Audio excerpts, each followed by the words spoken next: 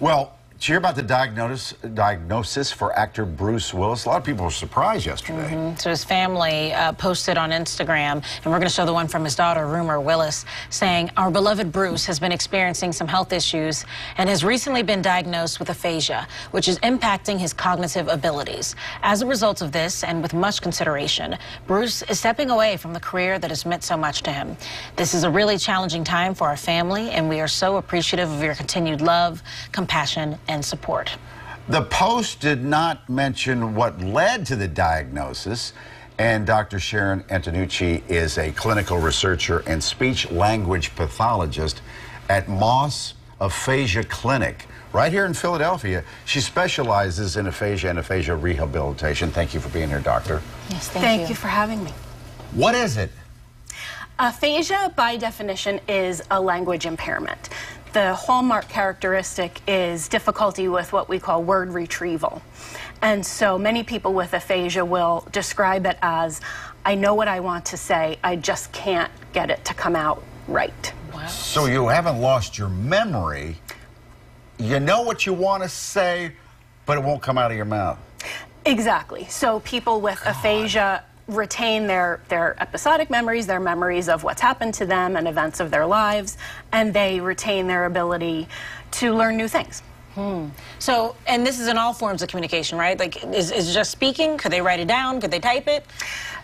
Great point. So because it's a language impairment as opposed to a speech problem, it can manifest in any modality of language. So reading and spelling, spoken communication, both speaking yourself and also for some people understanding what others are saying to them. Is there a cause of it? So most commonly people have aphasia as a result of a stroke on the left side of their brain. Okay. But you can also see individuals with aphasia as a result of other kinds of brain injury, traumatic injury, tumor, different kinds of infections. Gabby Giffords, she got shot in the head, so she has it. Exactly, exactly. And then there are also progressive forms of aphasia that are the result of neurological degeneration. Is there a way to know that it's happening to you? Or, like, for example, like you were saying, this can be progressive. Is there a way to know that it's happening to get treatment sooner? Or it's just, because it's paired with other things, usually when it happens, it's already done? Right. So in the case of the progressive impairment, because it's kind of a gradual, insidious onset, at first many people don't realize what is happening, but over time the impairment starts to interfere more with their typical communication, with daily life, and that's typically when they'll start seeking a diagnosis. My God, think about an actor. Right, whose job is to memorize lines and to be able to react. And so he must be knowing what he wants to say, the line he's supposed to say in the movie, and it won't come out. God, how frustrating for people. That, I think, is one of the top things that people with aphasia describe as the frustration. Yeah. Absolutely. So how do you treat it, if it can really be treated? So in terms of the behavioral treatment that happens with speech-language pathologists, there are a number of different kinds of treatments that are available. There are different types of aphasia, and so the treatments are geared toward assisting people with the particular kinds of skills that they need assistance with.